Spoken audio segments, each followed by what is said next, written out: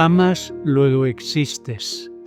La subversión de la inteligencia cordial. Más allá del pienso, luego existo.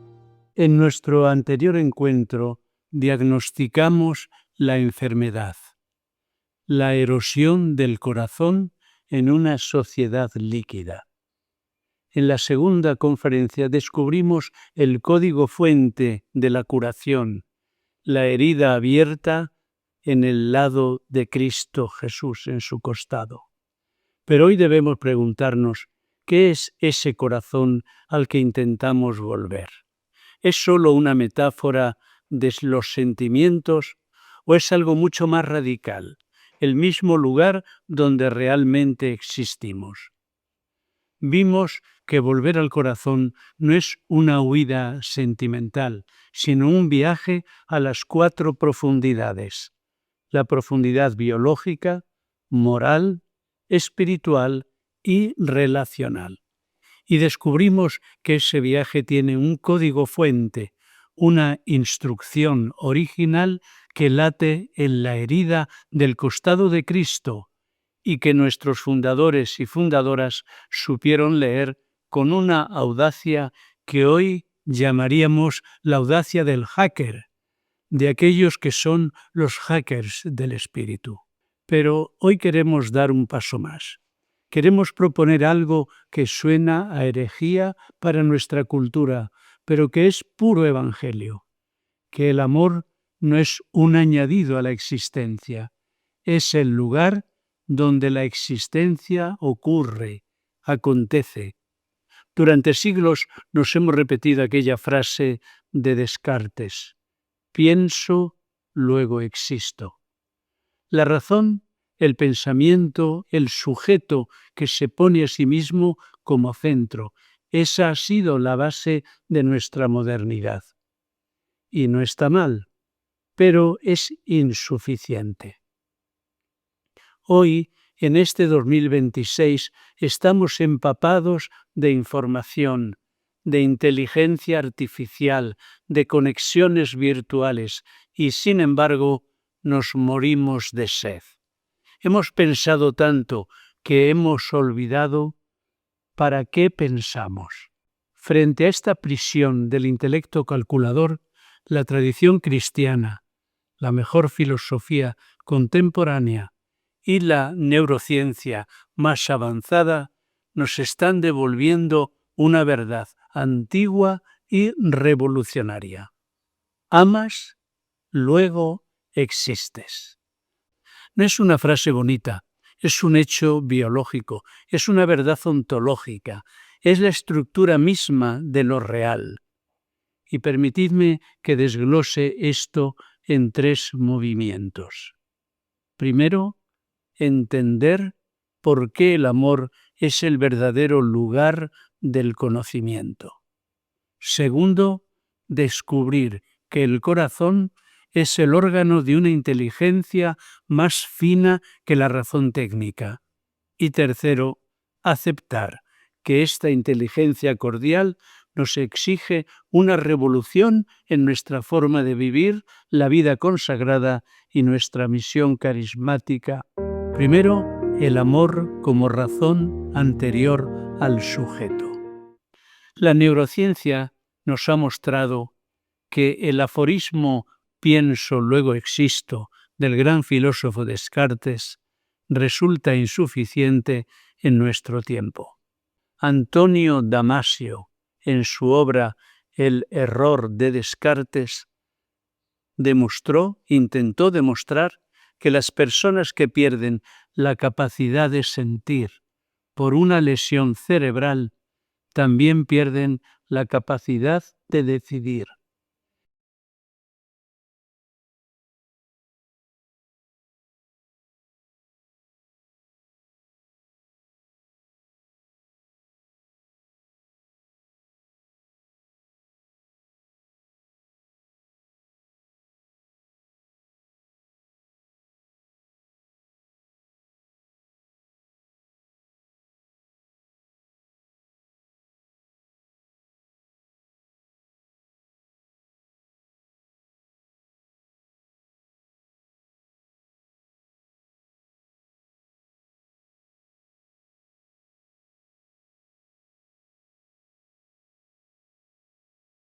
la razón se vuelve estéril.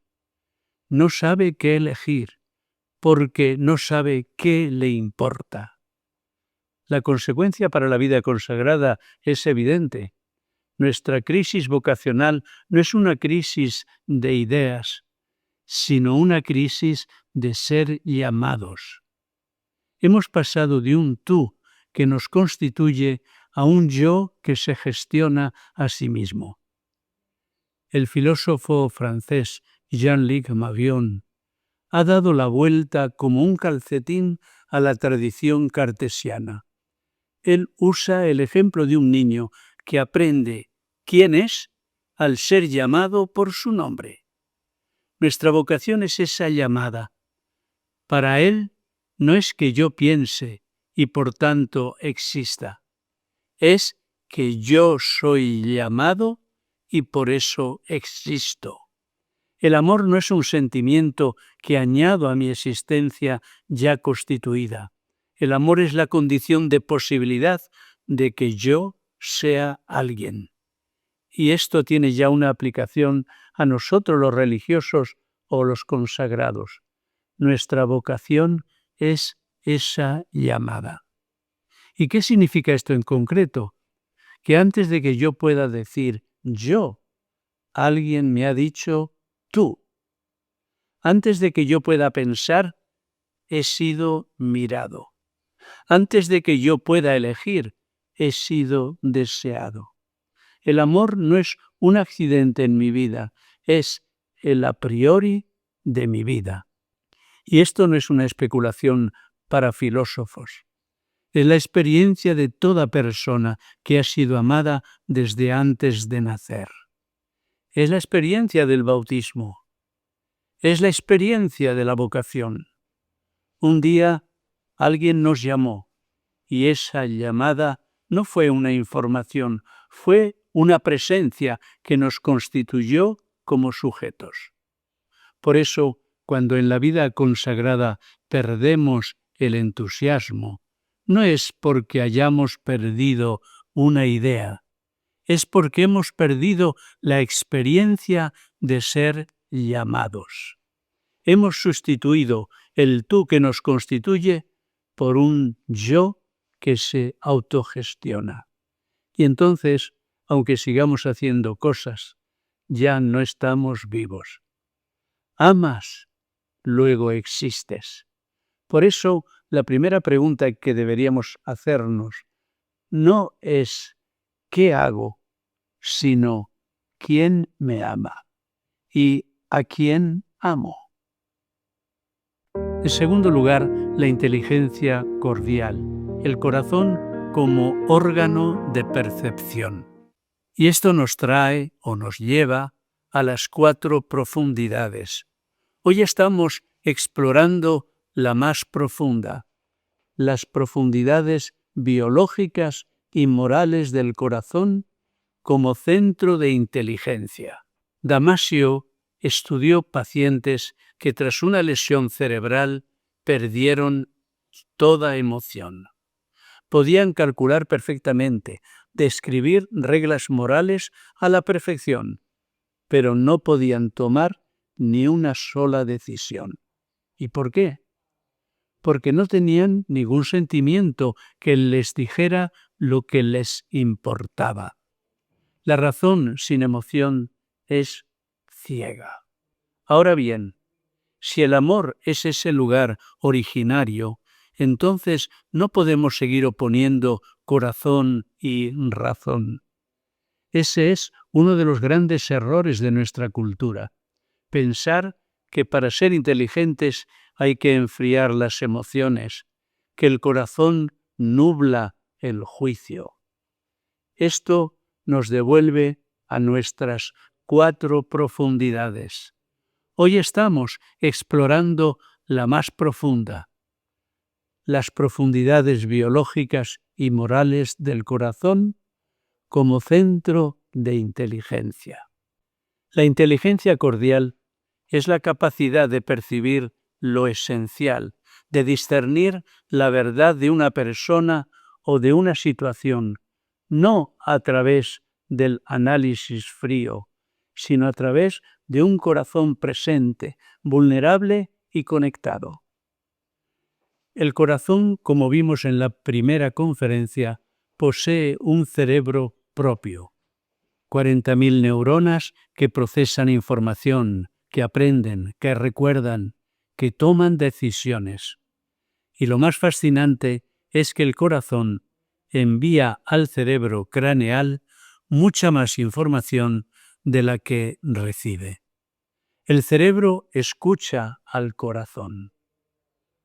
Cuando estamos en estado de estrés, de narcisismo, de autoprotección, el ritmo cardíaco es desordenado. Pero cuando practicamos la gratitud, la compasión, el amor, el corazón entra en un estado de coherencia. Y entonces todo nuestro sistema nervioso se sincroniza. La respiración, la presión sanguínea, las ondas cerebrales. La coherencia cardíaca no es una metáfora New Age, es un hecho biológico. Pero hay más.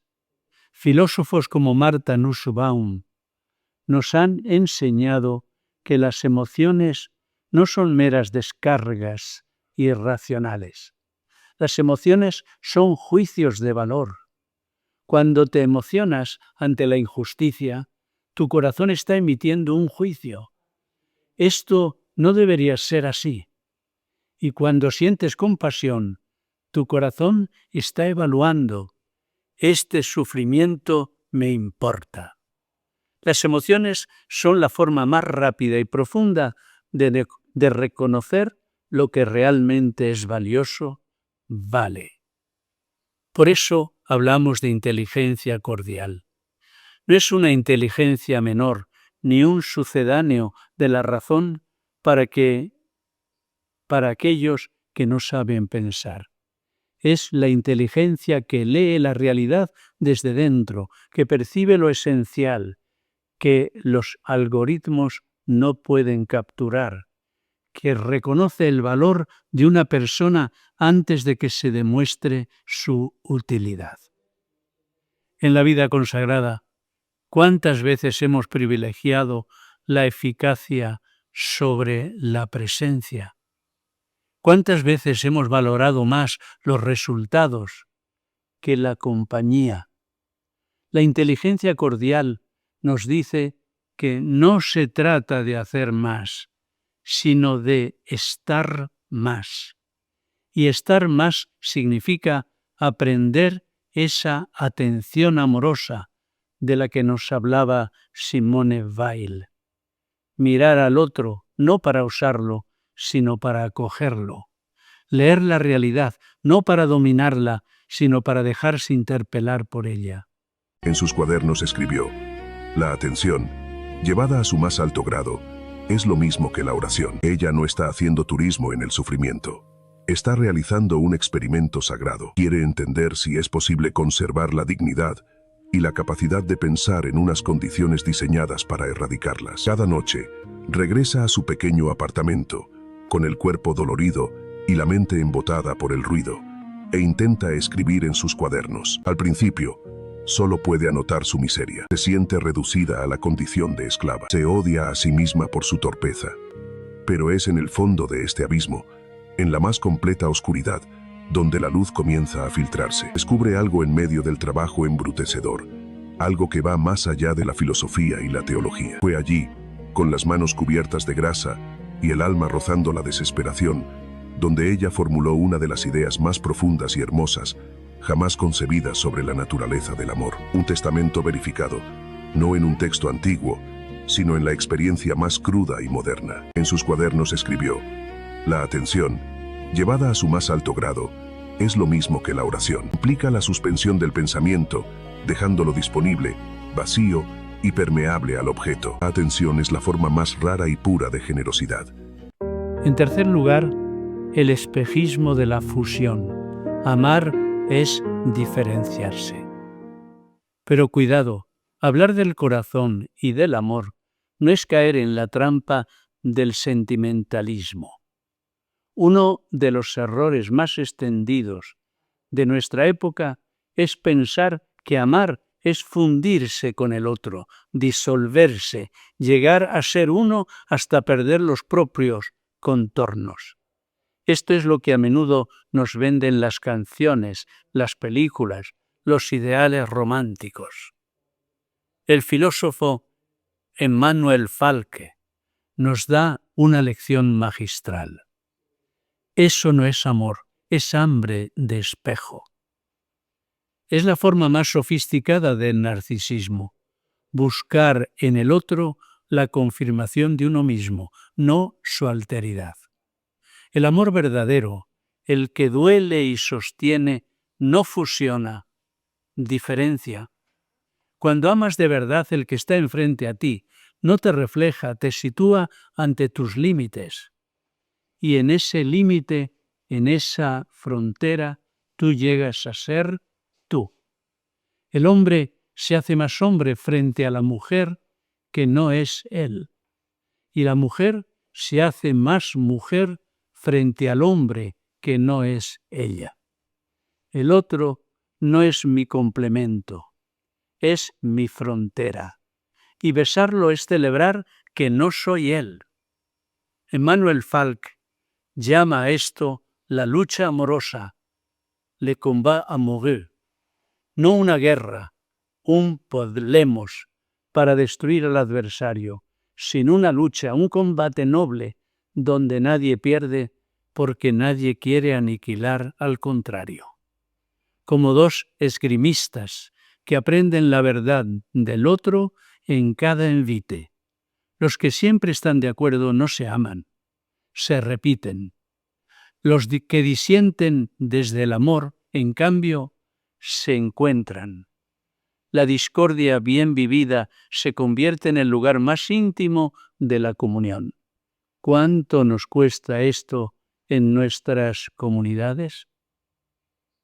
¿Cuántas veces hemos confundido la paz con la ausencia de conflicto, la caridad con la cortesía superficial? La verdadera cordialidad no es evitar la fricción, es tener la valentía de enfrentarse desde el amor, sabiendo que el otro no es mi enemigo, sino mi límite, y que en ese límite Dios me está llamando a crecer. Y esto tiene consecuencias para la vida en comunidad. ¿Cómo se aplica esto a nosotros viviendo juntos día tras día?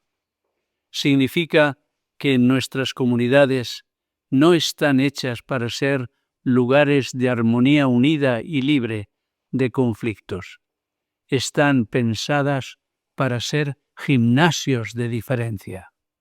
El hermano o hermana que nos irrita, que piensa diferente, no es un enemigo que deba ser eliminado, pero sí es un límite que Dios usa para hacernos más plenamente nosotros mismos. Hausina Otiaboy Kuma Bezrati Shambreni Meresha Tasherta Minualai Akakasaya Nashiadnai Akakasiti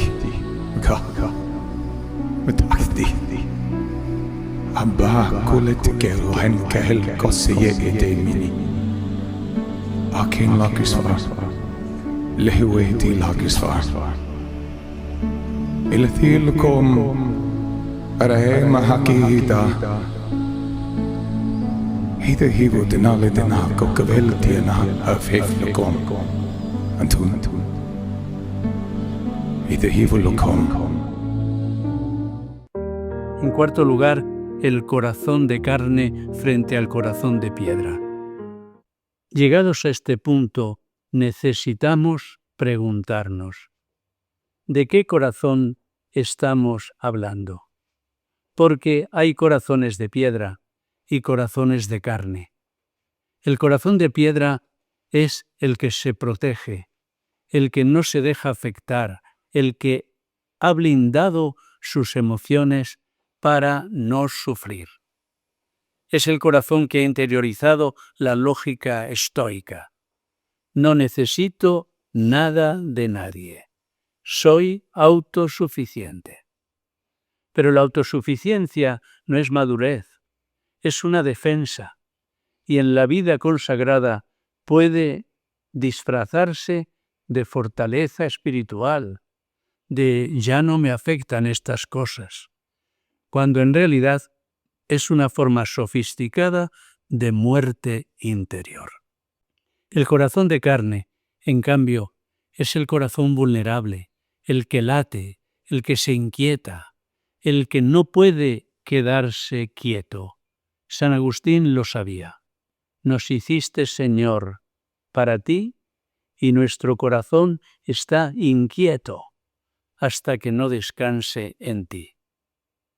Pero Emmanuel Falque añade algo que no deberíamos perder de vista. Esa inquietud no es un defecto que haya que reparar. Esa inquietud es la fábrica misma de lo humano. No buscamos porque estamos caídos, buscamos porque estamos vivos. El deseo no es una consecuencia del pecado, es la estructura de nuestra finitud. Y la finitud no es una maldición, es el lugar donde Dios ha querido encontrarse con nosotros. Volver al corazón no es entonces volver a un estado de inocencia perdida. Es habitar nuestra fragilidad sin vergüenza.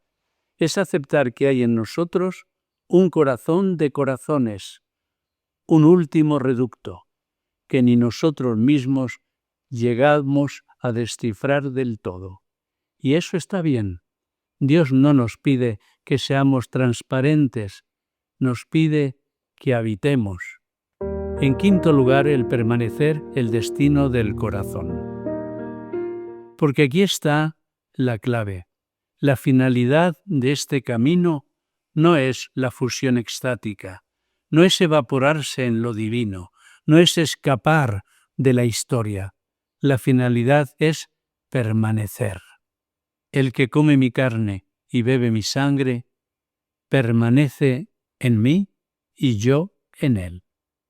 Permanecer, quedarse, habitar, hacer del amor una morada donde quepan los días grises, los silencios, la mesa puesta, la fatiga de las 5 de la tarde, los desencuentros comunitarios, la oración que a veces es sequedad.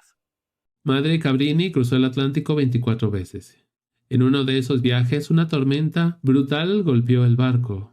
Los pasajeros entraron en pánico. El agua empezaba a entrar, y la tripulación temía que el casco estuviera dañado. Madre Cabrini calmó a las hermanas diciendo: «Jesús está aquí, no tengan miedo». Mientras los demás gritaban, ella se fue al lugar más difícil del barco y comenzó a orar en silencio, pidiendo al Sagrado Corazón protección. Los testimonios dicen que de forma repentina la tormenta se calmó con una rapidez inexplicable para un fenómeno natural. El capitán, que era protestante, dijo: «La tormenta terminó cuando esa pequeña monja comenzó a rezar». Este permanecer no es quedarse atrapado en un puerto. Es la confianza de la nave Cristóforo mientras navega por el mar abierto, sabiendo que su ancla no es el puerto sino el corazón del capitán. Es el valor de estar presente en la tormenta, de no abandonar el barco. La eternidad no es la cancelación del tiempo, es el tiempo lleno, habitado, transfigurado desde dentro. Y eso solo es posible si aprendemos a habitar nuestro corazón con la misma ternura con la que Dios habita en nosotros. Y conclusión, la subversión de amar. Hermanas, hermanos, en un mundo que nos empuja constantemente al consumo veloz, a la emoción efímera, al descarte humano, a la autosuficiencia narcisista, volver al corazón es un acto de resistencia. es negarse a ser reducidos a intelectos calculadores o a cuerpos de consumo. Es reconocer que nuestra fragilidad, nuestros límites, nuestras pasiones no son estorbos, sino el único lugar, la única fábrica de lo humano, donde puede acontecer el encuentro verdadero con el otro y con Dios. Amas, luego existes.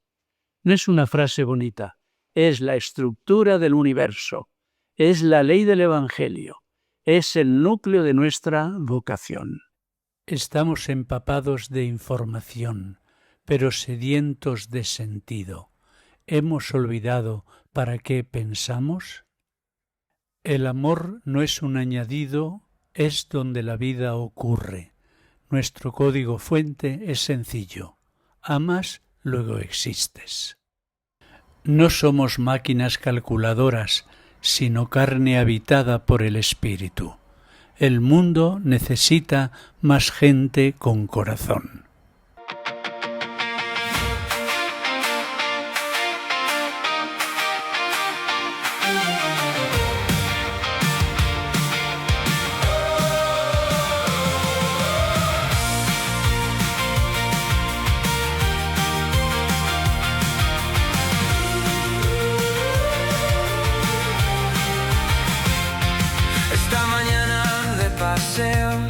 Con la gente me encontré, al lechero, al cartero, al policía saludé. Detrás de cada ventana y puerta reconocí mucha gente que antes ni siquiera la vi.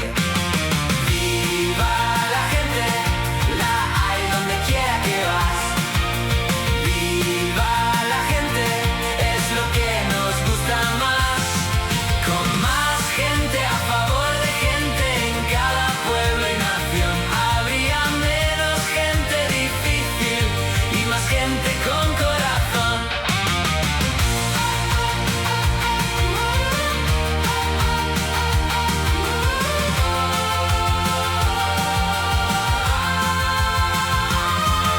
Gente de las ciudades y también del interior, la vi como un ejército cada vez mayor. Entonces me di cuenta de una gran realidad: las cosas son importantes, pero la gente lo es más. Viva la gente, la hay donde quiera que vas. Viva la gente, es lo que nos gusta más. Con más gente a favor de gente en cada pueblo y nación, habría menos gente difícil y más gente con corazón.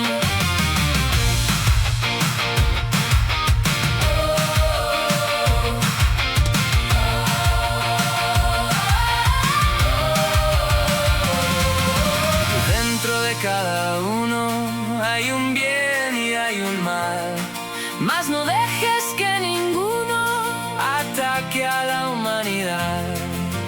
Ámalos como son y lucha porque sean los hombres y mujeres que Dios quiso que fueran. Viva la gente, la hay donde quiera que vas. Viva la gente, es lo que nos gusta más.